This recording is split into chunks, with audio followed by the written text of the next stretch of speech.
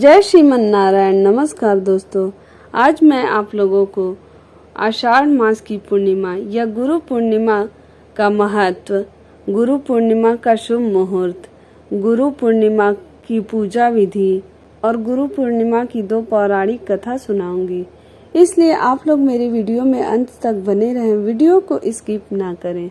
आषाढ़ मास की पूर्णिमा को गुरु पूर्णिमा के रूप में मनाया जाता है।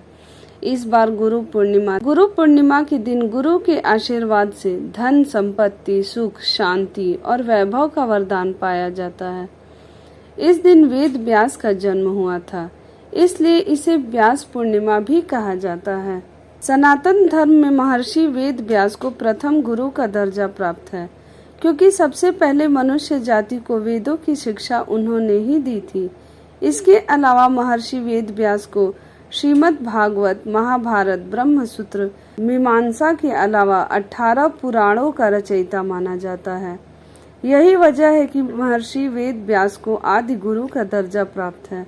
गुरु पूर्णिमा के दिन विशेष तौर पर महर्षि वेद व्यास की पूजा होती है। गुरु का स्थान सर्वश्रेष्ठ होता है, गुरु भगवान से भी ऊपर होता है।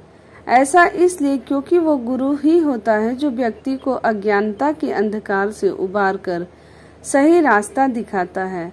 इस बार गुरु पूर्णिमा के दिन विशेष योग बन रहे हैं। पूर्णिमा तिथि की शुरुआत 20 जुलाई शाम 5:59 पर होगी।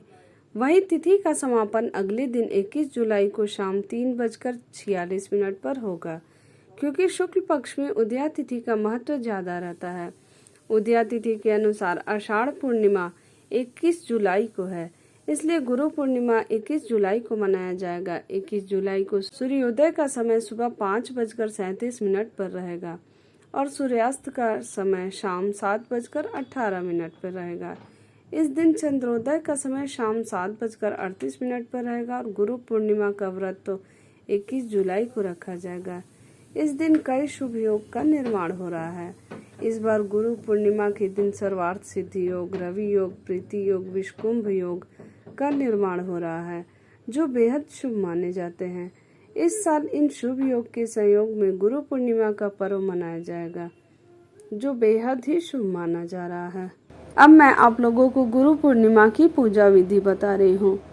इस दिन सुबह जल्दी उठे और घर की साफ सफाई करने के बाद नहा ले, फिर साफ वस्त्र धारण करें। इसके बाद पूजा का संकल्प लें और एक साफ सुथरी जगह पर एक सफेद वस्त्र बिछाकर व्यास पीठ का निर्माण करें। इसके बाद गुरु व्यास की प्रतिमा या अपने गुरु जिससे आप लोग गुरुमुख हुए हैं उनकी प्रतिमा स्थापित करें और उन्हें रोली, चंदन, पुष्प, फल और प्रसाद अर्पित करें।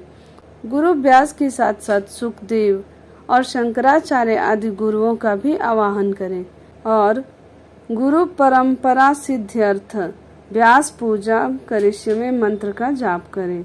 अब मैं आप लोगों को गुरु पूर्णिमा की पौराणिक कथा सुनाने जा रही हूँ।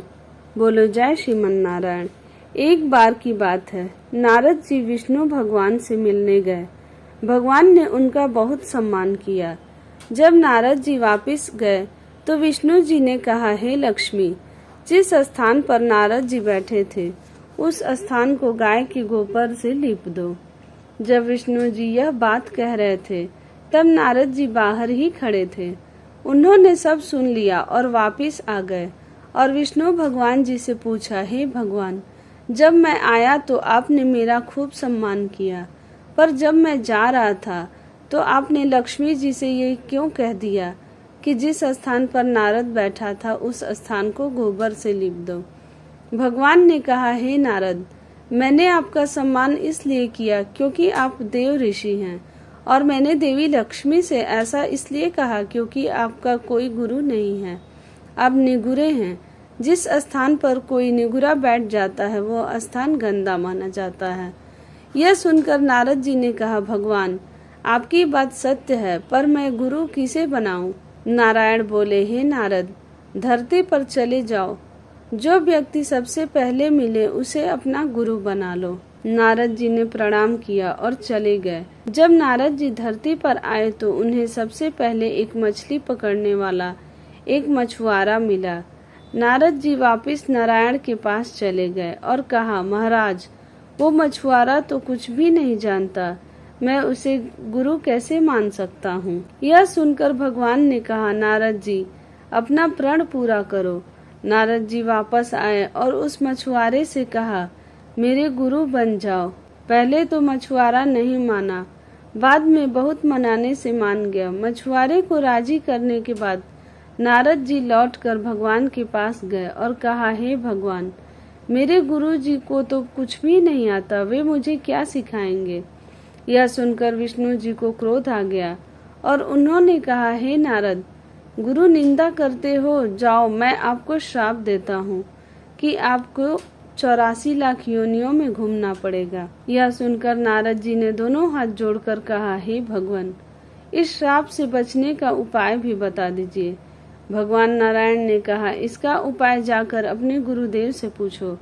नारद जी ने सारी बात जाकर गुरुदेव को बताई। गुरु जी ने कहा, ऐसा करना, भगवान से कहना 84 लाख योनियों की तस्वीरें धरती पर बना दे, फिर उस पर लेटकर गोल घूम लेना और विष्णु जी से कहना, 84 लाख योनियों में घूम आया, मुझे क्षमा कर दीजिए, आगे से गुरु निंदा नहीं करूंगा। नारद जी ने विष्णु जी के पास जाकर ऐसा ही किया। उनसे कहा, 84 लाख योनियां धरती पर बना दो और फिर उन पर लेटकर घूम लिए और कहा, नारायण, मुझे क्षमा कर दीजिए, आगे से कभी गुरु निंदा नहीं करूंगा। यह सुनकर विष्णु जी ने कहा, देखा, जिस गुरु की निंदा कर रहे थे उसी ने मेरे श्राप से बचा लिया। नारद जी, गुरु की महिमा अपरंपार है। गुरु गूंगे गुरु बावरे, गुरु के रहिए दास, गुरु जो भेजे नरक को, स्वर्ग की रखिए आस। गुरु चाहे गूंगा हो चाहे गुरु बावरा, गुरु के हमेशा दास रहना चाहिए। यदि गुरु नरक को भेजे तब भी शिष्य को यह इच्छा रखनी चाहिए कि मुझे स्वर्ग प्राप्त होगा, अर्थात इसमें मेरा कल्याण ही होगा। यदि शिष्य को गुरु का पूर्ण विश्वास हो तो उसका बुरा स्वयं गुरु भी नहीं कर सकते। अब मैं आप लोगों को गुरु पूर्णिमा की दूसरी कथा सुना रही हूँ। बोलो जय श्रीमन नारायण। गुरु पूर्णिमा आषाढ़ की पूर्णिमा को मनाई जाती है। गुरु पूर्णिमा मनाने के पीछे ये कारण है कि इस दिन महर्षि वेद व्यास का जन्म हुआ था। गुरु पूर्णिमा के संबंधित पौराणिक कथा के अनुसार महर्षि वेद व्यास भगवान विष्णु के अंश स्वरूप कला अवतार हैं। उनके पिता का नाम ऋषि पराशर तथा माता का नाम सत्यवती था। उन्हें बाल्यकाल से ही अध्यात्म में अधिक रुचि थी, अतः उन्होंने अपने माता पिता से प्रभु दर्शन की इच्छा प्रकट की और वन में जाकर तपस्या करने की आज्ञा मांगी। लेकिन माता सत्यवती ने वेद व्यास की इच्छा को ठुकरा दिया।